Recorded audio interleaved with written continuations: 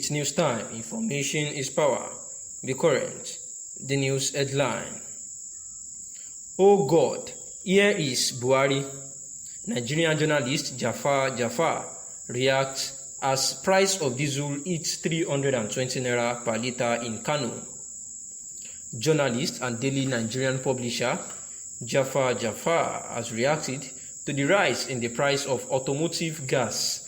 The rise in the price of automotive gas oil, also known as diesel, to 320 naira per litre.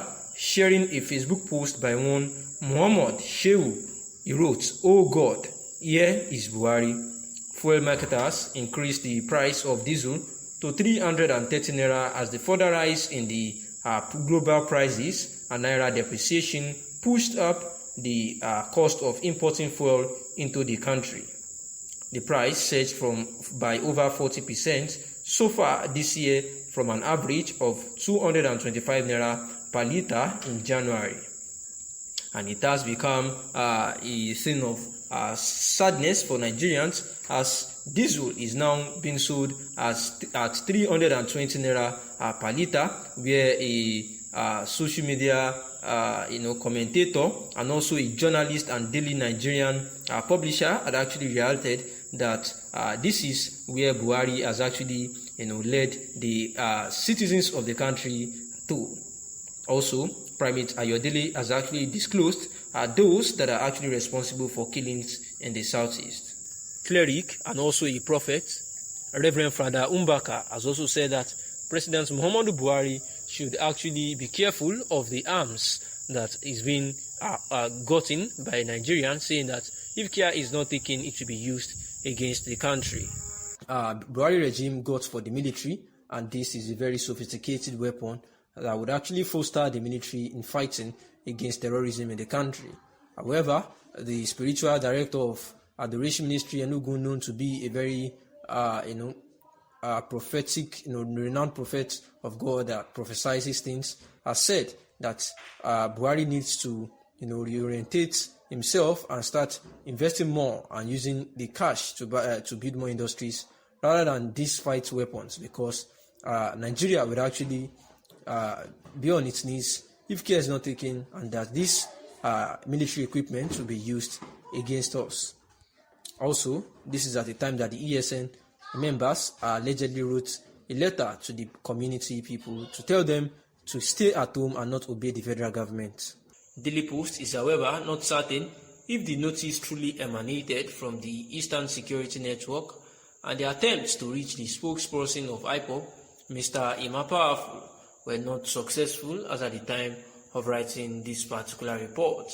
And here is the news yet again, that it was said that some Eastern Security Network operatives actually sent a note to the Ukulu community, addressing them and warning them that they are actually disobeying their sit-at-home exercise declared by the group, saying that very soon they are going to cry as I know, saying that they are watching them if they refuse to comply with the sit-at-home order and they continue to obey the dead Nigeria, and therefore telling them that from on Monday upwards that they should dare disobey again, that they will have themselves to be blamed, that the Eastern Security Network people are after them.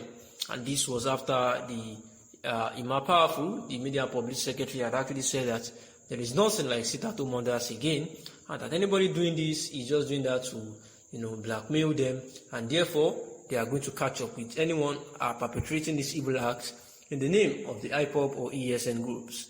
The ESN Tochukwu Ikenganya, the Anambra State Police Command PPRO, actually said that the Commissioner of Police, CP Echen Iwuru, has said that they have actually sent every security agencies to guard the place, appealing to the residents to give them credible information that are needed to identify the bad elements. And this is at the time that the North are actually saying that they do not want to coexist with the South region, and that is quite because of the atrocities going on there, such as this. The coalition of northern groups, CNG, has disclosed that the North is tired of living with the southeastern part of Nigeria in the same country. the group stated that the assassination of Gulag was a plan by the Southerners to replicate what led to the Civil War, therefore coexist with them, that they will no longer work. This was disclosed by CNG spokesman Abdulaziz Sulaiman, who said that the current insecurity in the southeast, particularly the elimination of the northerners in the region, is funded by Igbo society both at home and in diaspora. He said violent rascality by the indigenous people of Biafra, the ESN, and other assortments of armed Igbo gangs is funded, fully supported and emboldened by every component of the Igbo society at home and in diaspora.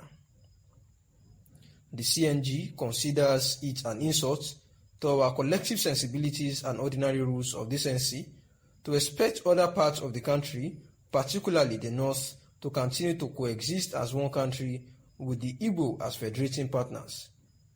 He added, the coordinated incessant attacks on police formations in Imo, Ebonyi, Aba, Ibadan, Enugu, and Anambra, and most recently the police headquarters in Kwara, and Sunday's cold-blooded assassination of Ahmed Gulag, a prominent northern leader, are part of a wider plan by the Igbo to replicate the ugly events of 1966, and the more reason why we cannot be reasonably expected to live with them as a nation any longer.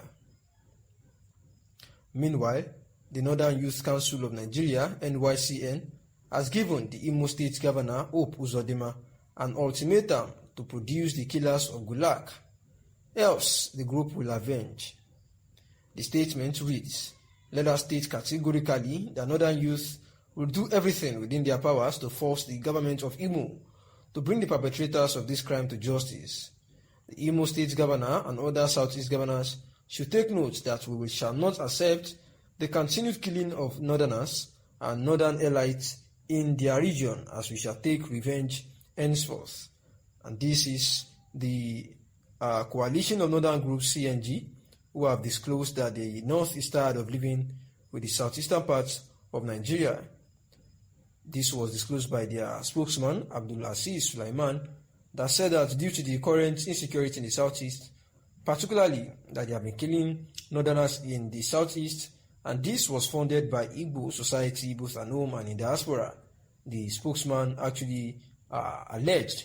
He also said that violent rascality by the IPOB and the ESN are another thing that is fully supported by the Igbo society. The coalition of northern groups, CNG, also said that it is an insult to the collective sensibilities and rules of decency in the country to coexist as one country with the Igbos as federating partners. He also said that the coordinated incessant attacks on police stations, both in Imo, Ebonyi, Ibadan, Enugu, Anambra, and some others recently, and in Kwara as well, says that there was a cold-blooded assassination of one Ahmed Gulag, who is actually a prominent northern leader, and this was actually a wider plan by the Igbo to replicate the ugly events of 1966 and more, and the reason why they cannot reasonably expected to live with them as a nation any longer. The Northern Youth Council, NYCN, also had actually given the Imo State Governor, Hope Uzodinma, an ultimatum to produce the killers of Gulag, or else their group will actually take revenge. Thanks for listening. That is the news.